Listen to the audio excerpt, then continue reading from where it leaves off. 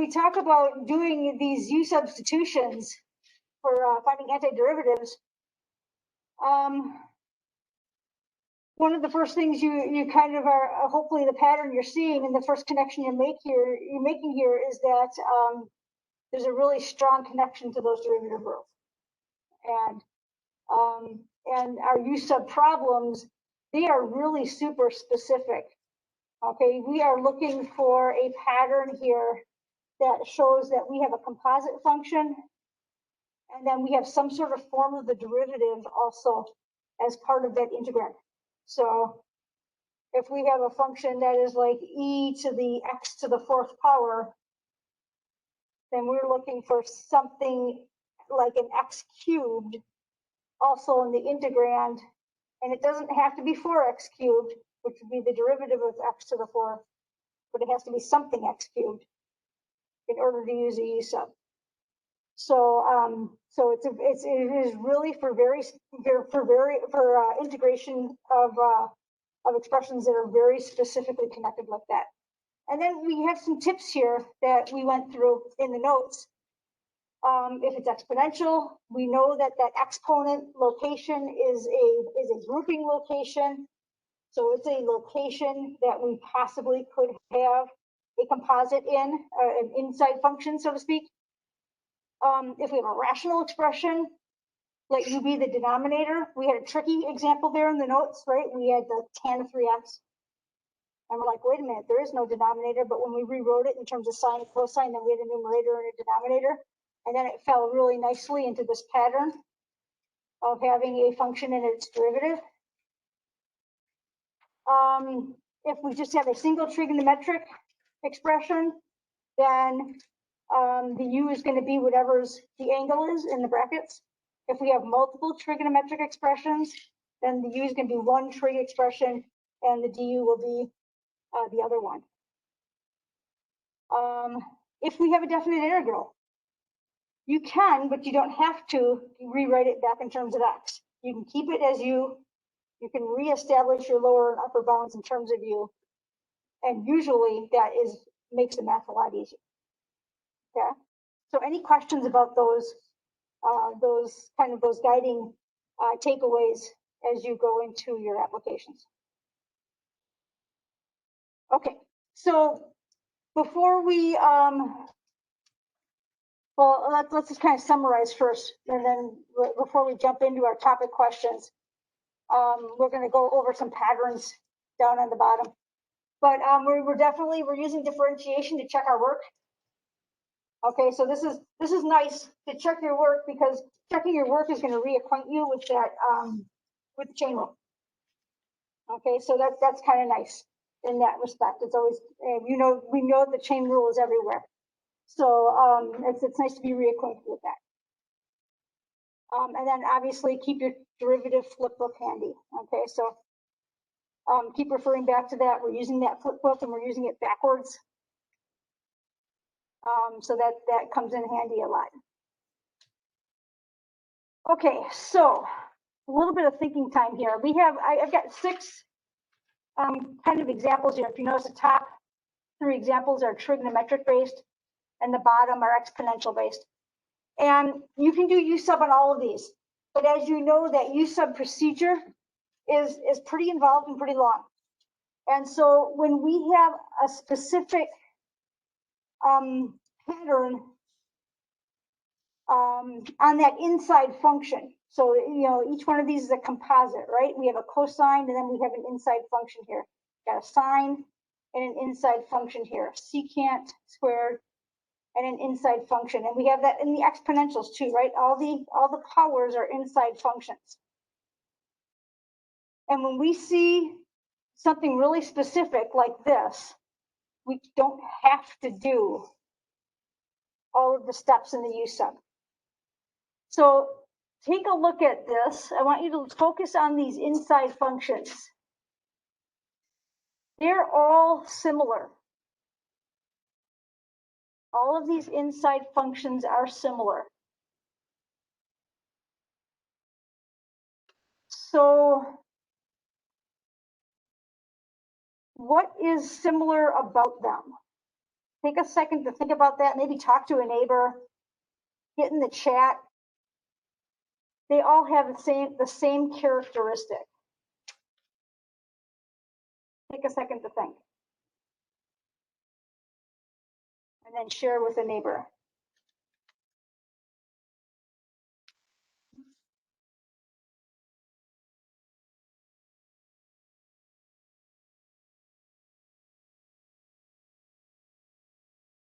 And you can share it with a virtual neighbor as well.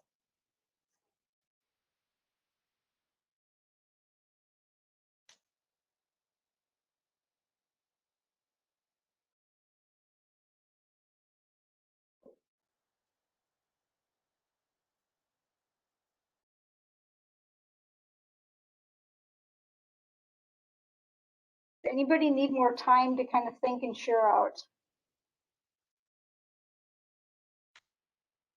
Anybody at home need more time? Should put a question mark on the end of that. Sorry about that. Can anybody tell me what they see in terms of a characteristic that each one of those inside functions share? Huh. Yeah, which means all of these inside functions are, the derivative's a constant, then the original function would have been a line. Exactly. Okay. So all of these are linear, and I'm looking at just those inside, right? Just the inside portions of these functions. Pi x, it's a line with slope pi. Right? Negative 7x squared. That's a line with an intercept of 2 and a slope of negative 7. Ex, that's a slope. It's a line intercept 0, slope e. Right? And then this is this last one here, right? Intercept of 0, slope of 1/6. So the derivatives are all constant. And when think about the u sub if you can, because we had an example like this. When the derivative was a constant, that just ended up coming outside of the integrand. So let's try to look at these. Let's do this one. Let's do this one as a class. If I am integrating cosine, I should get a what?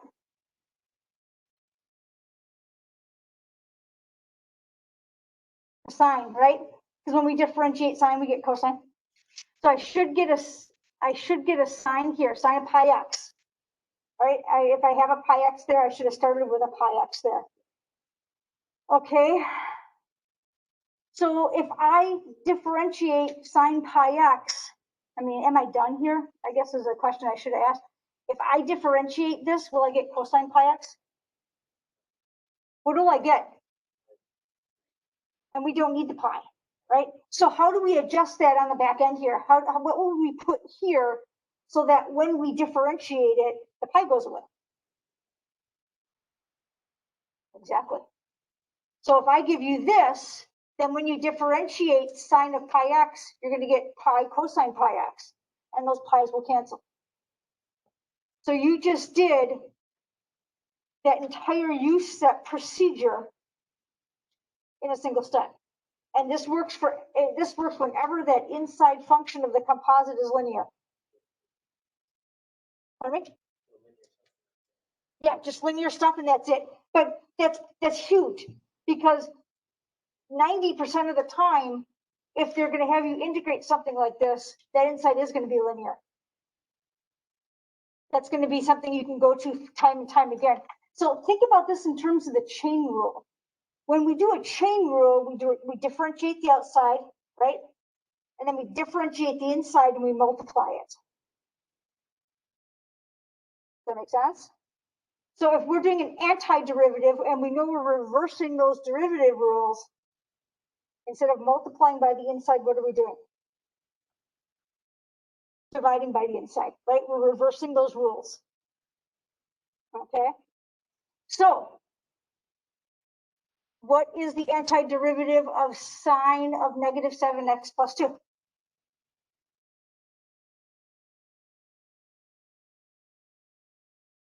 Okay, we need a cosine. Do we need a positive or a negative cosine?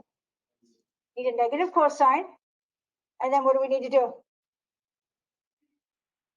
divide by -7, and you said something about positive, I think, right? Oh, okay, okay. Right, and then we can put the C on the end, and then we can clean that up, right? Minus out front, minus on the bottom, we can clean that up. I think I cleaned that up. Yeah, I do. There we go. Right, those minus negative is positive.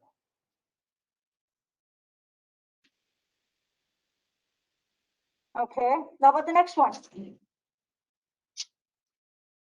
What is the antiderivative of secant squared? Tangent. So we're going to have tan EX, and then what do we need to do? Divide by E. That's the derivative of the inside, right? We're dividing by the derivative instead of multiplying by the derivative. Plus C. Oops, I think I slid off my screen there. There we go, plus C. So what's the antiderivative of e to the 4x? E to the 4x divided by 4 plus C. You doing okay? How about e to the minus 5x minus 8?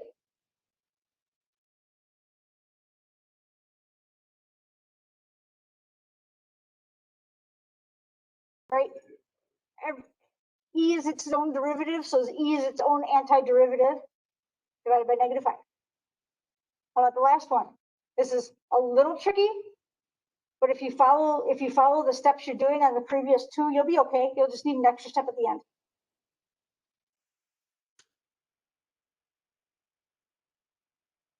Whoops. Sorry about that. I forgot that oh, that's a bad mistake on my part too.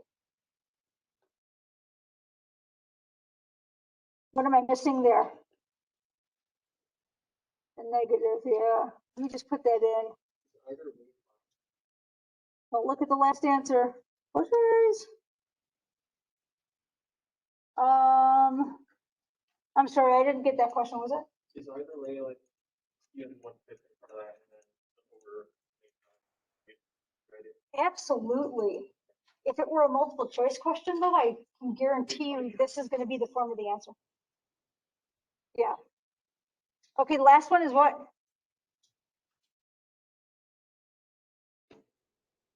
E to the x over 6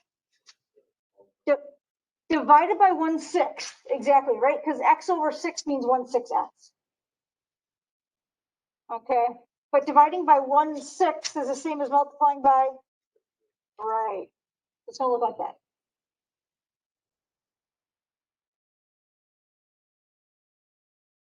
So that is a really super quick way of avoiding all of the steps of a U sub.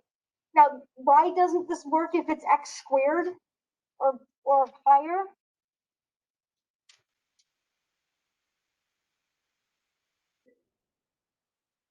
I'm sorry, I didn't hear that one. Yeah, like if it was x squared, what would the derivative be? 2x. And in order to get my x's cancel, I would need to have an x out here, right? And I don't. So that gets more complicated. There are ways to make shortcuts even with those things too, but they just get more complicated. You might as well just go through the use steps. Okay. Sandra, do you have a question? Oh, okay. I'm kind of hearing half of what's going on, and it's got to do with this, but or maybe just my bad ears. Okay, so there are no topic questions for today. We're going to do them on Monday because we're going to take 2 days with these stuff. So I think I mentioned earlier about the topic questions. That was not truthful. Forgot that we were doing this Monday.